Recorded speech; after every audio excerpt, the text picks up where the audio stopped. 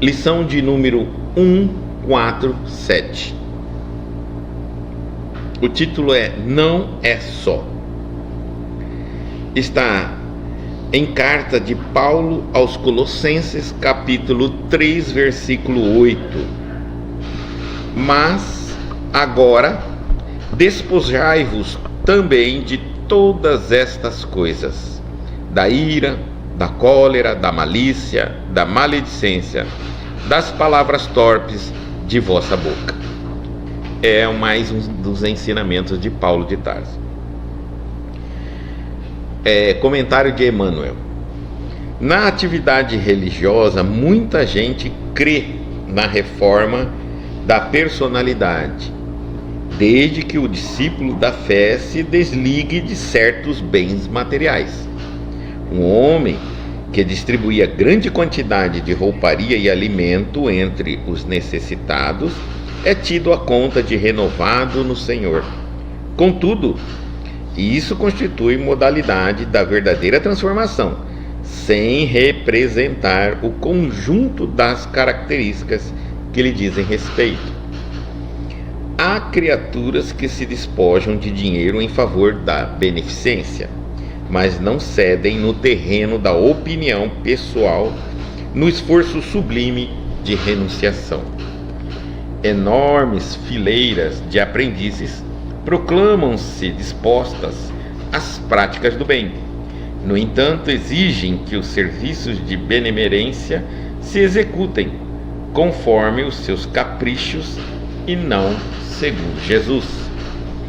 Em toda parte ouvem-se fervorosas promessas de fidelidade ao Cristo. Todavia, ninguém conseguirá semelhante realização sem observar o conjunto das obrigações necessárias. Pequeno erro de cálculo pode trair o equilíbrio de um edifício inteiro. Eis porque, em se despojando alguém de algum patrimônio material a benefício dos outros, não se esqueça também de desintegrar em derredor dos próprios passos os velhos envoltórios do rancor, do capricho doentio, do julgamento apressado ou da leviandade criminosa, dentro dos quais afivelamos pesada máscara ao rosto, de modo a parecer o que não somos. Então é uma mensagem que nos chama, faz uma comparação entre a beneficência e essa ideia que nós temos sempre ligado à bondade, mas essa bondade direcionada sempre aos outros e nunca a nós mesmos, Todo o efeito, todo o ato de bondade, de sermos bons, sempre nos leva a correr de encontro ao próximo para dar coisas, dar dinheiro, e esquecemos de começar a verdadeira caridade conosco. Aqui é mais um desses chamados, desses inúmeros chamados de Emmanuel para nós. Mas vamos entender. Por isso que ele diz assim: mas agora despojai-vos também de todas estas coisas. Aí ele está falando, da ira, da cólera, da malícia, da maledicência, das palavras torpes de vossa boca. Quando eu faço isso, eu estou fazendo reforma íntima. Eu estou reformando intimamente meus pensamentos, meus sentimentos e minhas palavras e minhas atitudes. E vamos lá. Na atividade religiosa, muita gente crê na reforma da personalidade, mas tem um item aí: desde que o discípulo da fé se desligue de certos bens materiais. Em muitos locais, acreditam que uma pessoa só pode estar verdadeiramente imbuída de fazer o bem ao próximo, de se tornar uma pessoa melhor, quando ela começa a se desligar dos bens materiais. Mas não é o desligar simplesmente parar de utilizá-lo, é despojá-lo, dar a outros. Um homem, aí ele vai colocar aqui, um homem que distribua grande quantidade de rouparia e alimento entre os necessitados é tida conta de renovado no Senhor. Então basta que a gente olhe uma pessoa distribuindo alimento, distribuindo roupa, e aí já vem na nossa cabeça, nossa, essa pessoa é muito boa, né? E aí Emmanuel está dizendo assim: contudo, isto constitui modalidade de verdadeira transformação. É um dos itens que faz parte da nossa renovação, de um ato renovado. Um ser humano renovado pode se encontrar nessa situação, nessa condição de dar alimento, roupa, sem, mas agora ele vai colocar uma vírgula aqui, vai falar sem representar o conjunto das características que lhe dizem respeito. Uma coisa, e a gente vê muito isso na beneficência, é dar coisas, objetos, dinheiro, bens materiais. É importante? Ajuda. Mas é só isso? Não, de maneira nenhuma. De nada adianta eu dividir todos os meus bens, mas se eu não tiver amor, olha a carta de Paulo, nada serei. Então eu tenho que fazer isso como um ato de exteriorizar o amor que eu tenho por mim e estendendo ele aos outros. Como? Quando eu for doar um cobertor, que seja, eu tenho que ir naquela ideia de que se eu estivesse passando um frio, eu gostaria de ser aquecido por um cobertor. Mas esse pensamento, ele vem depois de eu ter aquecido a minha alma no sentimento de amor, nos ensinamentos do Cristo. De nada muitas vezes adianta, ou até mesmo invalida muitas vezes essa atitude, eu ter um comportamento tirano dentro de casa, um comportamento anticristão na sociedade, e chega no final de semana eu adquiro aquele espírito, aí a gente fala bem claro, é um espírito de Papai Noel, que é onde eu saio então dando coisas, distribuindo bens materiais. Algumas vezes eu passo a semana ou mês arrecadando com os meus conhecidos e familiares, e aí eu então faço essas entregas no final de semana. Mas isso ajuda o próximo? Ajuda. Poxa, quem está com fome quer matar sua fome, vai comer, vai passar fome. Aqui nós não estamos falando quem recebe, nós estamos falando quem faz este ato, estamos falando desta pessoa. Se esta pessoa estiver levando alimentos aos esfomeados, levando cobertor, agasalho, roupa aos que não têm, mas não estiver fazendo reforma íntima, o que vai acontecer com ele? Está perdendo tempo para si mesmo, mas quem está recebendo vai te devolver um muito obrigado mesmo, tá? Então, neste caso, fica somente a obra. Você está obrando, mas não está gerando frutos. Existem dois ensinamentos do Cristo que faz essa distinção. A cada um será dado conforme suas obras. Então, você está obrando.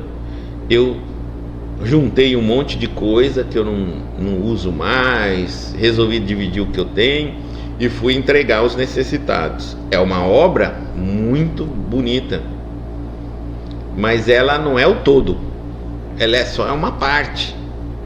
Se ela não vier com o restante, que é a reforma íntima de quem dá e de quem participa da doação, eu fiquei faltando pela metade a minha obra. Mas a obra não é jogada fora. A cada um será dado conforme suas obras. Ou seja, se eu ajudo a tirar a fome de alguém, né, alguém me ajudará amanhã ou depois, retornando para este planeta, através da reencarnação, a matar a minha fome, o meu frio, e assim sucessivamente. Mas Jesus fala claro que nós seremos a árvore. Ela é conhecida pelos frutos e não pelas obras. Então reconhece-se a árvore pelo fruto. Se ela dar fruto bom, ela é uma boa árvore. Se ela dá fruto mal, ela é uma má árvore. Mas vamos entender então, o que é fruto da árvore? São as virtudes do ser humano. No mundo espiritual, nós seremos reconhecidos pelas nossas virtudes e não pelas nossas obras somente. As obras que fazemos na terra auxiliam os meus irmãos na terra, mas nós sabemos hoje em dia que por trás o intuito de nós fazermos grandes obras, e existem grandes obras na terra, que por trás existem apenas interesses materiais, políticos, e muitas vezes lavagem de dinheiros. Então a obra em si, ela é um espaço, um local onde as pessoas que gostariam de desenvolver virtudes, desenvolver frutos, deveriam buscar para trabalhar, fazendo sua reforma íntima e praticando a caridade. Eu diria assim que as obras são o laboratório, a aula prática daqueles que querem verdadeiramente se transformar. Mas vejam, nem sempre isso acontece. Muitas vezes essa prática de caridade, ela é bonita quando você vê ela apenas por cima, por fora, distante. Mas quando você adentra nela, você vai perceber que os interesses por trás dela são absolutamente distintos. Dali vai sair um político, dali vai sair reivindicações absurdas ao governo para ser atendido em nome do povo, como a gente está vendo atualmente. Enfim, tá? Então, o espaço onde poderíamos praticar o bem, nem sempre a intenção de tê-lo criado, que chama-se a obra, realmente é um bem. Então, a obra deveria ser para isso, mas ela não deixa de beneficiar quem quer que seja. Quem for acudido por uma obra social vai receber. Isso nós estamos falando de obra social, uma empresa, mas de qualquer ação nossa vai receber. Se eu der um prato de comida para alguém, eu estou praticando uma obra, uma boa obra, né? E eu vou ser, digamos assim, a lei de causa e efeito vai me devolver conforme a minha obra, a minha ação. Mas no mundo espiritual, nós não podemos ficar só de boas obras. Eu falo sempre às pessoas assim, ó, a boa obra me garante uma vida mais tranquila neste planeta. Então tem muitas pessoas que entram nessa luta, nessa falange gigante de obras, acreditando que vão ter uma vida melhor. Por exemplo, doa casa, carro, alimentos, cobertores, roupa, que podem fazer, mas eles estão apenas preparando uma vida melhor material na Terra. Então, se não for nessa vida, na outra vida que ele retornará, ele já vai ter algumas situações de merecimento. Eu não sei se vocês observam, mas há pessoas, por exemplo, que nunca falta emprego, Todo mundo pode estar desempregado, mas ela não falta. Ela pode não ganhar o salário maior de todo mundo, mas faltar um emprego para ela trabalhar não falta. Que nunca, por pior que ela não chega a ter um salário excelente, mas nunca lhe falta o dinheiro para comprar roupa, comida, paga suas contas, tem uma vida tranquila. Não tem uma vida luxuosa, mas tem uma vida muito tranquila. Dorme tranquilo, nunca lhe falta dinheiro para pagar suas contas, né? Então sempre honrada, inclusive com seu nome no comércio, no mercado financeiro, enfim, são pessoas que sempre praticaram, têm méritos na área financeira. Mas isso é o suficiente?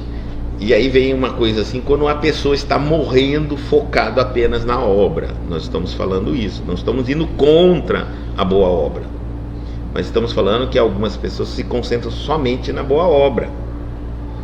E então a pergunta é, mas será que se eu ficar focado nisso, é só isso? Não, claro que não. Porque nós queremos muito mais do que ter uma vida tranquila na terra, material. Nós queremos evoluir a ponto de nunca mais precisarmos reencarnar na terra. Então nós temos que mirar mais longe do que a terra. Temos que ousar a sonhar mais do que ficar retornando na samsara da reencarnação no planeta Terra. E aí para isso entra então os frutos. Aí entra os frutos. Pela árvore se reconhecerá, pelos frutos se reconhece a árvore. Então aí entra nós, a reforma íntima, gerando fruto no nosso espírito, gerando, combatendo a ira, combatendo a cólera, combatendo a malícia, combatendo a maledicência, combatendo as palavras torpes que saem de nossa boca. É isso que ele está falando. Então, a reforma íntima nos eleva como espírito. Como espírito. Por isso que ele diz assim: isso é importante, você praticar boas obras, mas não constitui a modalidade toda. Continuando,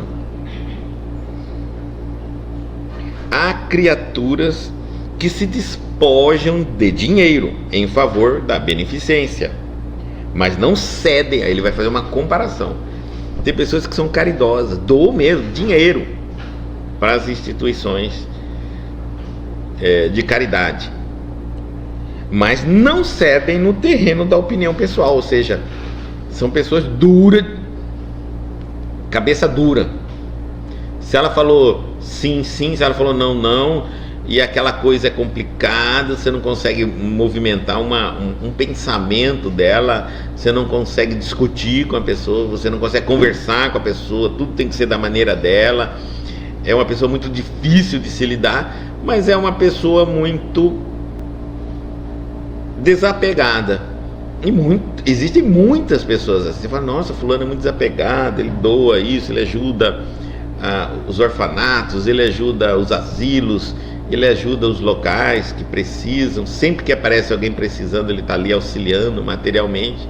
Mas é uma pessoa que não aceita opinião alheia, é uma pessoa que não aceita que está errado nunca, não arreda pé das suas opiniões. É uma pessoa difícil de lidar, né?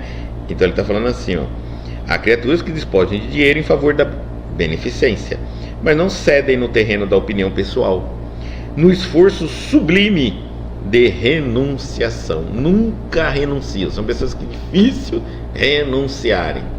Então, se faz um ato e percebe que está errado, não sei se você conhece, tem pessoas que você convive com ela nunca erra, e quando erra, nunca admite que está errado. Então, são pessoas difíceis de você conviver, né? Cobram demais, se julgam perfeitas e são pessoas muito boas, desapegadas muito do materialismo. Então doam o que podem doar. Enormes fileiras de aprendiz proclamam-se dispostas à prática do bem. No entanto, exigem que os serviços de benemerência se executem conforme os seus caprichos e não segundo Jesus. E aqui ele está falando, né? Há uma fileira enorme de aprendizes, seguidores, e proclamam-se dispostas à prática do bem. Dizem assim: eu tô preparado para fazer o bem, para servir ao bem, né? Mas exigem os serviços de benevolência se executem conforme os seus caprichos e não segundo Jesus. O que ele quer dizer? Aqui são várias formas da gente entender, né? Tem aqueles que dizem assim: eu estou pronto para ajudar. Aí se você fala, bom, então domingo agora nós temos uma distribuição. Nós vamos num bairro muito simples, de pessoas muito simples, e vamos distribuir alimentos ali. Domingo? Não, domingo é o dia de eu descansar. Ah, tá. Então, mas eu estou aqui eu quero fazer o bem. Quero fazer o bem. Bom, então vê se você procura no seu bairro, na sua rua, dos seus amigos, seus parentes, junta pelo menos uma trouxa de roupa, porque assim que tiver bastante a gente vai distribuir. Ah, não, mas eu não gosto desse negócio de pedir. Não gosto desse negócio de pedir, sair pedindo para os outros, não. Tá. Bom, então nós temos, no sábado, nós temos um encontro onde tem um sopão, onde a gente pega, faz uma sopa grande, numa comunidade bem carente, e aí nós fazemos essa sopão e vamos distribuindo, e os alimentos também vamos distribuindo em sacola. Se você puder nos ajudar, que hora que é? Como é um domingo para servir sopão, tem que ser mais ou menos, a gente vai estar lá no bairro às 9 horas, porque até cortar as verduras, colocar na água para ferver, para ficar pronto, tem que estar pronto para o almoço. Eles vão lá para comer o sopão, almoçar. Ah, não, eu tenho almoço com a minha família. Então, são pessoas que dizem que querem servir, fazer obra, mas querem que a obra seja da forma que elas querem. E se você deixar, não tem horário para isso. Porque é importante nós entendermos que se o trabalho profissional nosso fosse perguntar a hora que nós queremos realizá-lo, nós nunca iríamos trabalhar. Se nossos filhos fossem nos perguntar a hora que eles podem nos dar para o trabalho e a hora que nós podemos dar atenção, nós nunca teríamos tempo para isso também. Então, observe, se o corpo nosso deixasse por nossa conta a hora que a gente quer cuidar dele, também nós não teríamos tempo para cuidar. Por quê? Porque a nossa agenda, ela é feita praticamente sempre a hora que nós queremos, né? Primeiro. Segundo, quando é uma necessidade muito grande, quando aquilo afeta a nossa vida. Então, por exemplo, para eu ter um tempo para me dedicar a um trabalho desse de obra, de caridade, de beneficência, eu tenho que abrir um espaço na minha agenda, principalmente se eu nunca fiz isso. Se eu nunca fiz isso, pode pensar aí, ninguém tem tempo para isso, não tem horário. Não tem, simplesmente não tem tempo nem horário. Vai ter que criar esse tempo e esse horário. E não é fácil, hein? Porque depois tem que criar um hábito. Já pensou você sair de casa todo dia, naquele período, naquele momento? É um hábito. E ocorre um monte de eventos nesse período. Então, não é fácil você agendar e cumprir esse compromisso o ano inteiro. O que vai acontecer é que você vai um final de semana, 2, 3, 4, um dia da semana, e de repente já vai cair no aniversário de não sei quem, de repente o serviço já não vai dar conta, vai pedir para você trabalhar, e vai começar, mas daqui a pouco você já parou de novo. Tá certo? Já parou. É a mesma coisa que a academia. A gente fica falando, vou começar, nunca começa, nunca tem tempo para fazer exercício. Mas aí quando a saúde vai pegando, a gente na marra tem que fazer. E também faz até melhorar, depois já abandona. A caridade, a beneficência, ficou a mesma coisa. A gente vai fazendo, vai, e depois já começa a sentir aquela necessidade. E aí começa a fazer, e aí vem os problemas, as dificuldades, que a rotina nossa mudou. Toda vez que eu colocar um compromisso na minha agenda, eu acabo movimentando a minha agenda toda. E aí vem as consequências dessa movimentação. Quando a consequência chega, que às vezes leva 1 mês, 2 meses, eu já abandono, retiro aquilo ali e volto ao que era antes. É normal isso da nossa parte. Então, existem sim enormes fileiras de aprendizes que proclamam-se dispostas à prática do bem. No entanto, exigem que o seu serviço de benevolência se execute conforme seus caprichos e não segundo Jesus. Em toda parte, ouvem-se fervorosas promessas de fidelidade ao Cristo. Todavia, ninguém conseguirá semelhante realização sem observar o conjunto das obrigações necessárias. Ele está falando assim, existe um conjunto de obrigações, que são necessárias para você realmente servir ao Cristo. E aí eu acho que muitas vezes nós pensamos que servir ao Cristo é como se fosse um evento muito simples de eu ir jogar um futebol ou ir para academia. Vamos colocar então nesse exemplo todo. Se eu for para academia, o que acontece? Eu já fico preocupado o quê? Olha o conjunto das obrigações, que no caso chama-se um conjunto de preparativos para você realizar bem aquilo que você propõe. Vou para academia, decidi. Então eu vou lá, vou ver os dias da academia, aí eu vou colocar alimentação adequada, às vezes eu vou comprar um proteína ou não, eu vou comprar roupas adequadas, né, para poder suar, estar suado o tempo todo com ela, um tênis que eu não vou poder de chinelo, descalço, nem de sapato, e vou começar a me preocupar com o meu horário de dormir, porque eu também tenho que ter qualidade e quantidade de tempo para se dormir. Não adianta eu fazer exercício e não dormir quase. Então observa que esses elementos colaboram com o resultado da minha academia. Quando eu penso em tudo isso, eu até fico mais tempo. Observe que às vezes muita gente fica até bem mais tempo que aqueles que iniciam de qualquer jeito a academia e param. Muitas vezes param exatamente porque não compraram um tênis adequado, porque não tem uma roupa adequada, porque não estão se alimentando adequadamente, começaram a sentir tontura na academia, fraqueza muscular, não estão conseguindo dormir durante a noite, então não aguenta o tranco. Falta de preparo.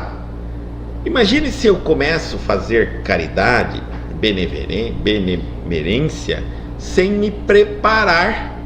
Não tem como. E muita gente pensa que é muito fácil, é só começar. Bom, se você for fazer uma vez na vida, outra na morte, eu acredito que até é possível. Mas um trabalho de dedicação vai levar uma preparação enorme. E depois de um certo tempo, você tem que reorganizar periodicamente sua proposta. Não é tão simples não, tá? Então, então em toda parte ouvem-se fervorosas promessas de fidelidade ao Cristo. Vou servi-lo, vou fazer. Todavia, ele fala, ninguém conseguirá semelhante realização sem observar o conjunto das obrigações. Se você não fizer reforma íntima, você não vai conseguir. Imagina que você é uma pessoa que briga com muito, é uma pessoa muito nervosa, explosiva e briga com todo mundo o tempo todo. E aí você fala assim, agora eu estou indo lá na minha religião, seja ela qual for, e agora faço parte de um grupo de caridosos. Então, por exemplo, eu vou visitar os doentes no hospital, eu vou visitar as crianças no orfanato, sei lá, qualquer coisa, qualquer ato aí. E então eu pensei nisso e já fui. E o que vai acontecer? Eu não faço reforma íntima, porque eu penso que a obra, a cada um será dado conforme sua obra. Então eu tô ali, tô fazendo bem, vou pro céu. E a gente pensa que é assim. E aí vem todo mundo influenciando na gente. Vem, vamos, e a gente vai. Sem prestar atenção se esse trabalho que eu estou fazendo de auxílio ao próximo está me auxiliando. Porque se não estiver me auxiliando, não auxiliará, não adianta para mim, para ele adianta. Se eu pegar um prato de comida e entregar para uma pessoa sem estar conectado nessa ação, ligada a mim, o que é que eu tenho que aprender com isso? Qual é a lição que eu tiro disso? Qual é os sentimentos que vibram em mim enquanto estou fazendo isso? Se eu não estiver ligado nisso e simplesmente enchendo o prato dele, entregando para ele, me sentindo o ser humano mais poderoso do universo, porque eu tenho um prato de comida para dar, não deixa de matar a fome de quem está com a fome.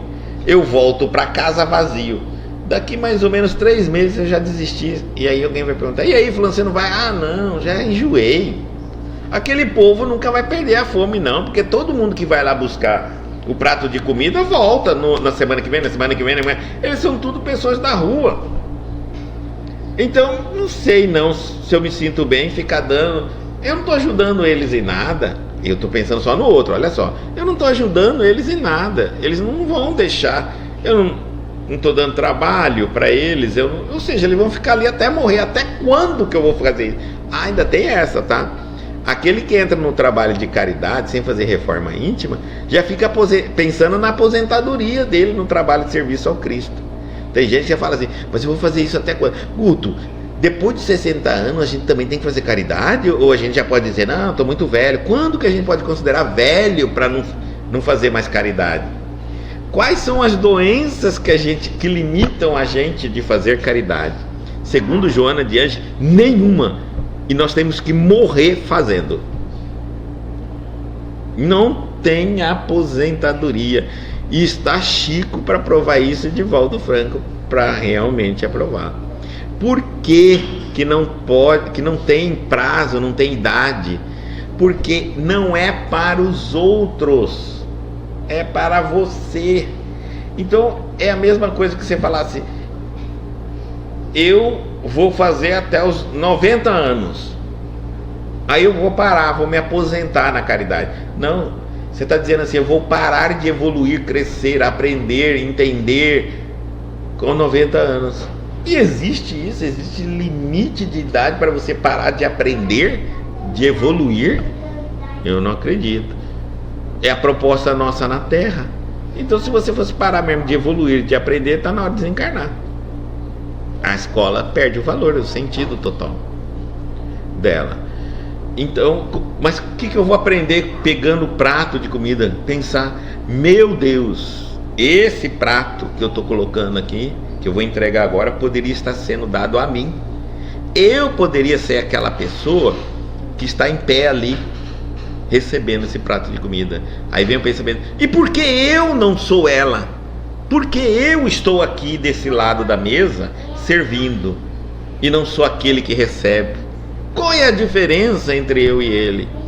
Aí essas perguntas vão começar a levar você a pesquisar, procurar, entender. Mais um entregou para ele, uns agradecem, outros pega, vira, outros olham e falam: mas só isso? E joga o prato no chão, na sua frente. Você também não está aprendendo? Se você estiver servindo ele, achando que está fazendo bem para ele, você vai se sentir ofendido com isso. Porque você vai falar: olha, eu sou uma alma pura aqui te servindo e você faz isso, jogou minha comida no chão. Agora, se você estiver fazendo aquela prática, aquele ato, para compreender o sentido na tua vida, lembra, você vai entender como a ingratidão machuca, maltrata a nós mesmos, porque quando ele jogou o prato no chão, ele é que vai ficar sem comer. Então ele vai ficar com o organismo debilitado. E aí você vai refletir assim: quantas vezes a minha ingratidão não me fez perder grandes chances na vida, né? Por orgulho, por vaidade, por exigências. Às vezes eu era uma pessoa muito exigente,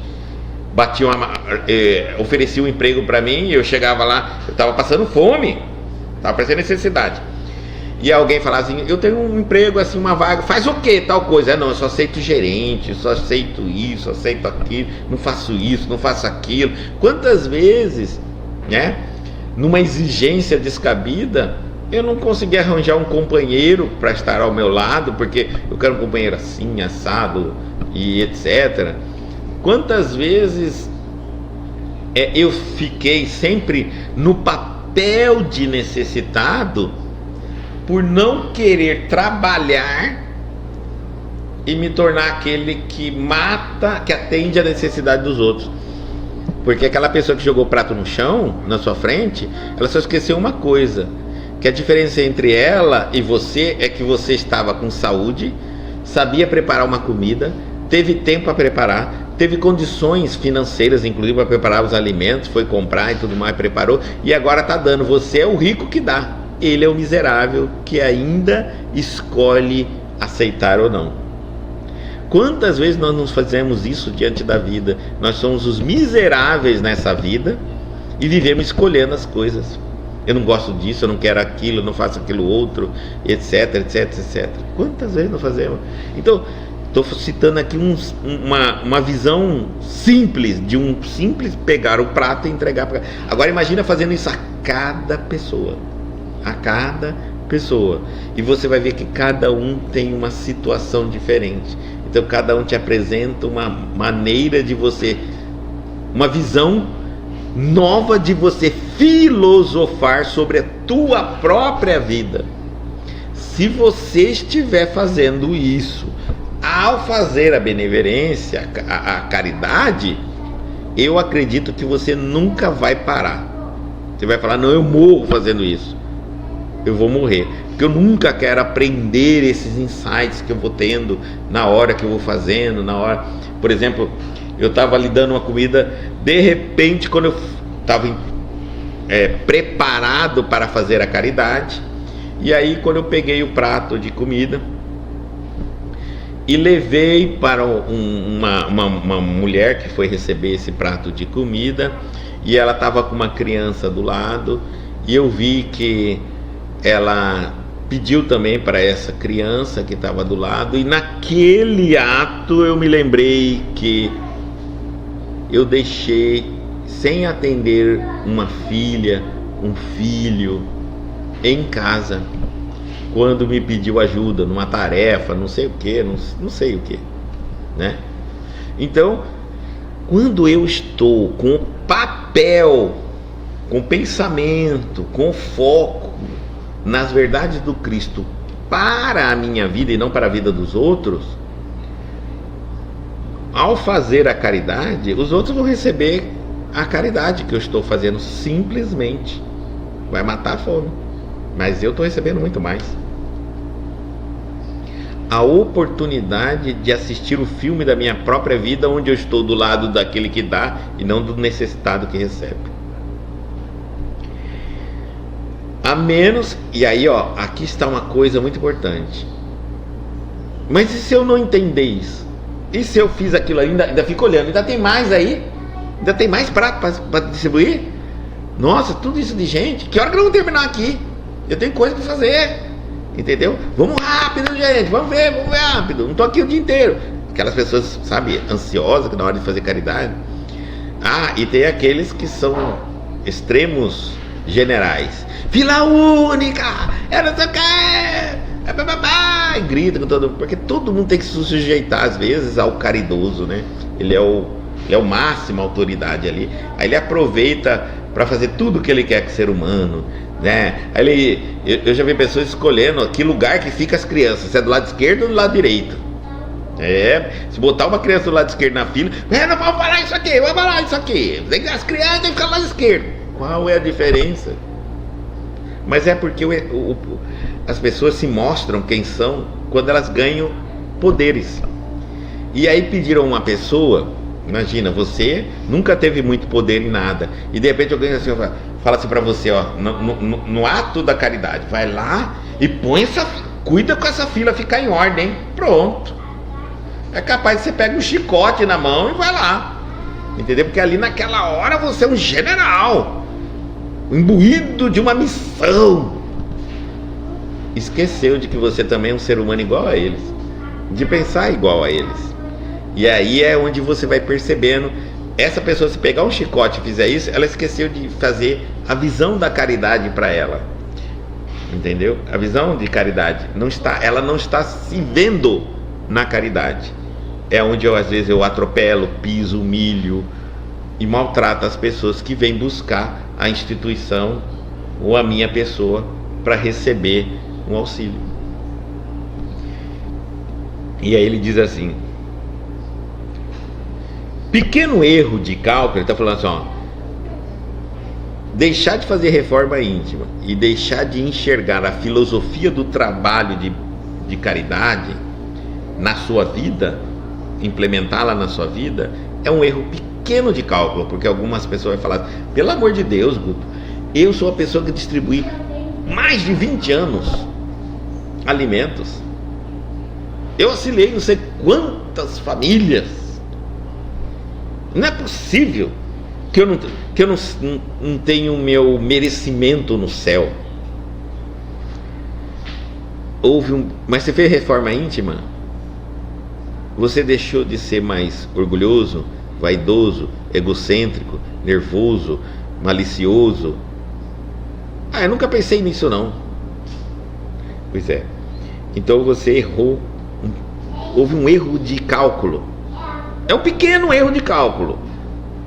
Porque na estrutura de um edifício, de uma obra, para você construir um prédio, não tem só calcular ferro, cimento, areia, pedra, isolado, não.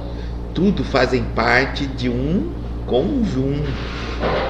E o pequeno erro de cálculo em alguma coisa como pedra, cimento, ferro, tijolo, isso para uma obra comum, porque agora a gente está fazendo tudo isopor e tal, aqueles negócios.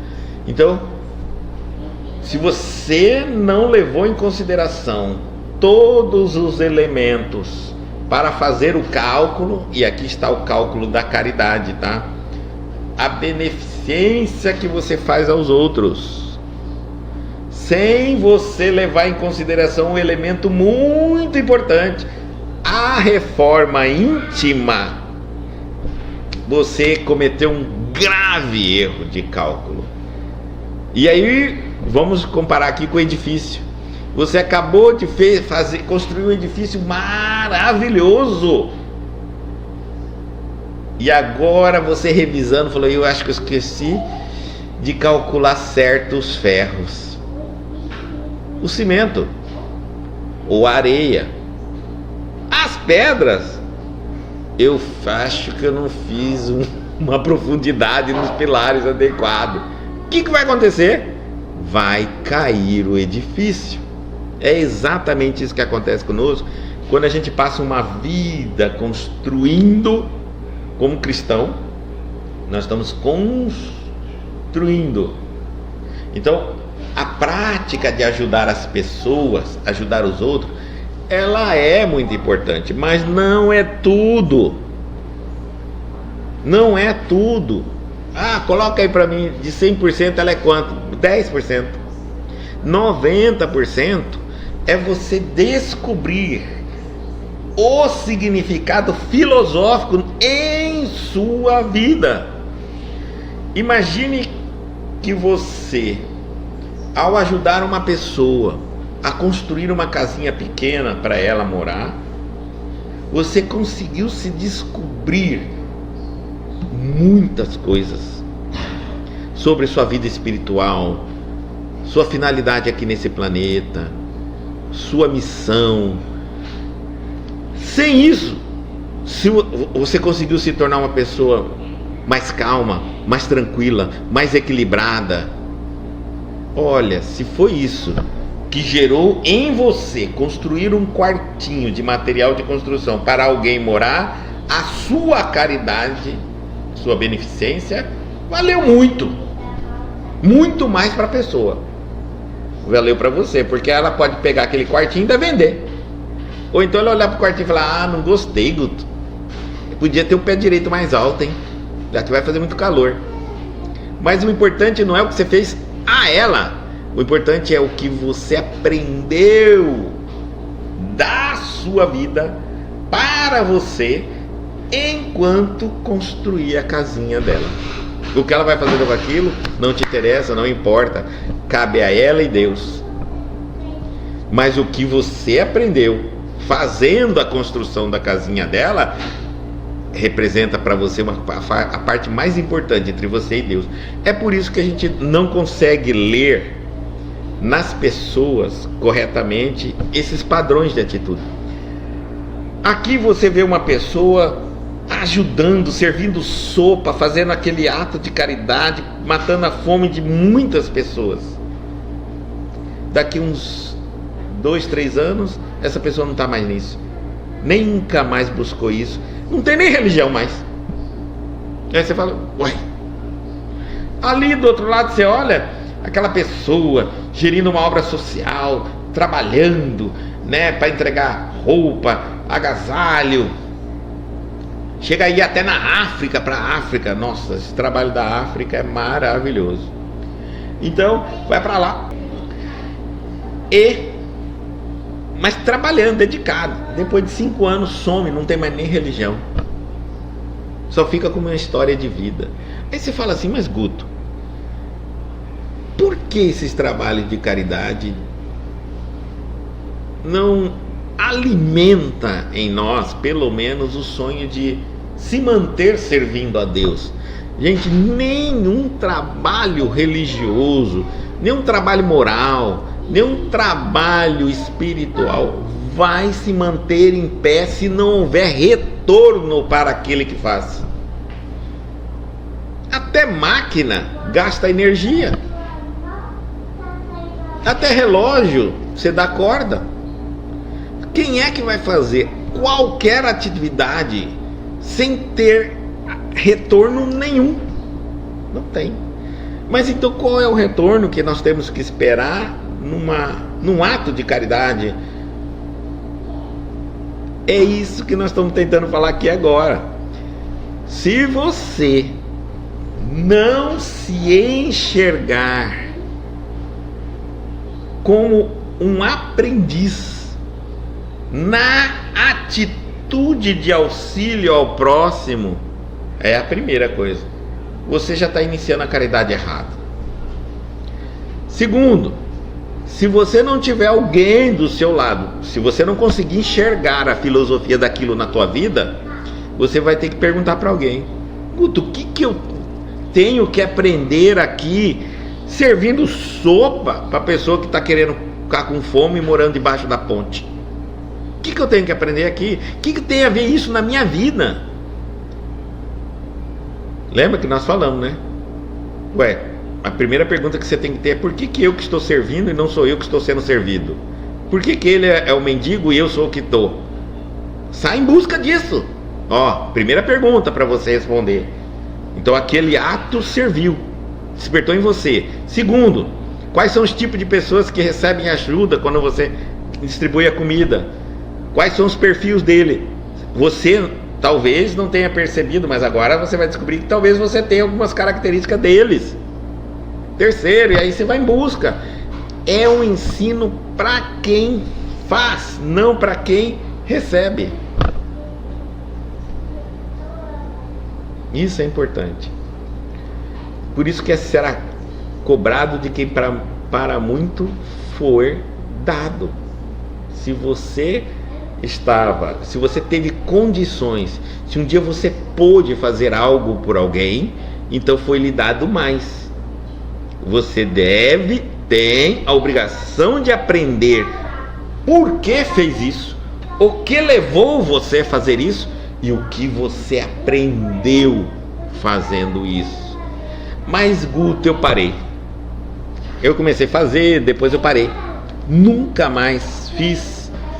Então, bom, você ainda não morreu, não saiu da terra, continua na escola, pega seus livros, volta para a aula da vida terrena, aceita que você ainda é um aluno e frequenta as aulas novamente e vai descobrir o que você deixou para trás. Porque você está abandonando a escola, é o aluno que está indo na sala de aula, mas fica batendo papo com o colega, às vezes até atrapalhando os outros. Ele não deixa de frequentar a aula e nem a escola, ele só não leva a sério. Muitos de nós estamos na escola da vida só vivendo a vida, mas não estamos levando nada a sério. E aí ele diz assim, pequeno erro de cálculo pode trair o equilíbrio de um edifício inteiro. Se você errar num pequeno erro de cálculo na sua vida, você perdeu ela, à toa, tá? Eis porque, em se despojando alguém de algum patrimônio material a benefício de outros, não se esqueça também de desintegrar, fazer desaparecer, eliminar em derredor dos próprios passos os velhos envoltórios do rancor, do capricho doentio, do julgamento apressado ou da leviandade criminosa, dentro dos quais afivelamos pesada máscara ao rosto, de modo a parecer o que não somos. Uma vez uma pessoa me disse, eu fiquei olhando para a pessoa sem ter uma resposta ainda por uns 5 minutos, eu acho. Porque ela diz assim, sabe por que eu não faço caridade, benemerência, beneficência, né? Beneficência. Por quê? Porque eu perguntei, ela disse, bom, Guto, primeiro porque eu me sinto um palhaço fazendo. Eu achei estranho aquilo, pela primeira vez eu havia ouvido alguém, eu me sinto um palhaço, porque parece que eu estou colocando uma máscara de bonzinho. É como se eu pegasse um leão e botasse uma máscara de gatinho nele. E enquanto ele está servindo sopa naquele horário, ele parece um anjinho, bonzinho, tudo perfeitinho, né? Todo mundo vendo, passa, olha e fala, nossa, que alma boa! Mas ele mesmo dizia assim, mas eu mesmo sei quem eu sou. Esse homem sem valor algum, né? Então, e aí eu disse para ele assim, mas aí eu não concordo de você parar de fazer a caridade, porque você acha que está pondo a máscara. Eu acho que você não entendeu a caridade. A caridade, ela não é para os outros, ela é para si. Os outros é consequência. Então veja só, para de botar a máscara, trabalha na caridade, promovendo a tua evolução, faça reforma íntima. Sempre eu estou falando reforma íntima. Sem reformar intimamente você, nenhum ato, nenhuma religião, nenhuma adoração, nenhuma oração, nenhuma caridade, nenhuma beneficência vai valer a pena. Se você nasce de um jeito e morre do mesmo jeito, que importa a religião? Não teria sentido nenhum. A religião tem uma única finalidade: fazer com que pelo menos você morra bem mais próximo de Deus do que quando nasceu, ou seja, mais humano, mais dócil aos ensinamentos de Deus. Por isso, então, agora a gente entende essa mensagem de Paulo aos Colossenses. Mas agora despojai-vos também de todas estas coisas: da ira, da cólera, da malícia, da maledicência, das palavras torpes que saem da vossa boca. Emmanuel acrescentou aqui, da leviandade criminosa, do julgamento apressado, do capricho doentio e dos velhos envoltórios do rancor.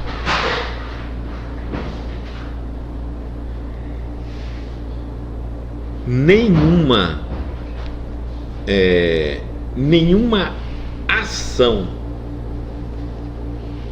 que o homem possa considerar, a humanidade possa considerar maravilhosa, benéfica, mas que não resulte a quem a praticou essa ação em reforma íntima, significa que aquele que é o autor dessa obra não evoluiu. Mas a humanidade pode se beneficiar. Sim, claro, perfeitamente. Mas a caridade é só para o outro? Quem pratica caridade pensando que fazer caridade é fazer o bem ao outro, está enganado.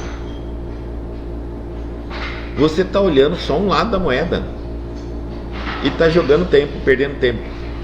Você tem que entender que a caridade é um ato que auxilia principalmente a você e depois ao outro. Porque se não movimentar aqui dentro explicações racionais, filosóficos sobre sua vida, para te entregar uma resposta do porquê você está fazendo aquilo que você chama de caridade, você para mim seria uma pessoa apenas condicionado a um ato. Tem uma educação. E toda pessoa condicionada não é livre. Um ser humano livre, ele faz o que ele quer. Não é assim que a gente pensa? Mas não é. Um ser humano livre é aquele que faz o melhor para si próprio. Então eu só posso ter liberdade se eu tiver amor próprio. Sem liberdade, sem amor próprio, eu não tenho liberdade. Eu não tenho nem livre-arbítrio. Nem livre-arbítrio. Por que os animais não têm livre-arbítrio? Porque eles não têm consciência. Por que o ser humano tem livre-arbítrio? Calma. O livre-arbítrio no ser humano não é igual para todo mundo. A criança, quando nasce, ela tem um livre-arbítrio. Até ela atingir a fase adulta, ela tem outro livre-arbítrio. Depende da evolução dela em relação a outra, ela tem outro livre-arbítrio. Um selvagem tem um livre-arbítrio. O civilizado tem outro livre-arbítrio. É óbvio, na bondade magnânima de Deus, ele tem que ser justo. Ele não pode entregar ao seu filho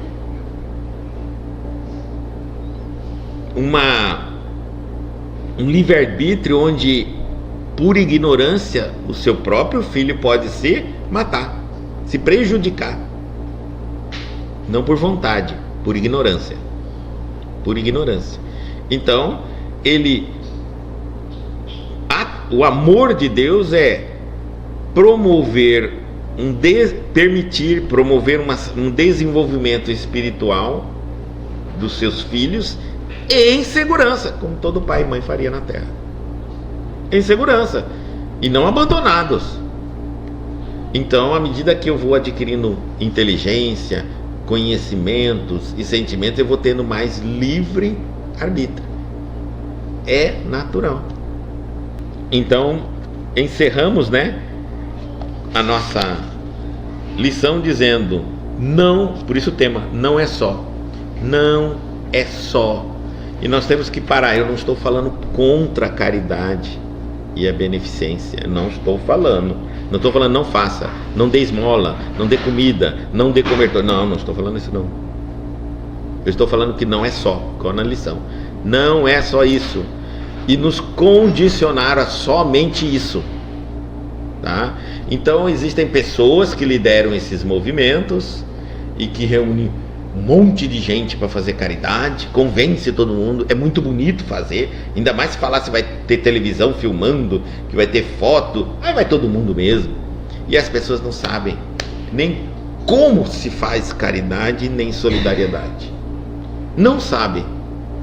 Então elas pensam que realmente é pegar um pacote, seja do que for, e entregar para quem precisa, levar o que precisa. Só isso que ela faz. E dali ela volta para casa dela vazia.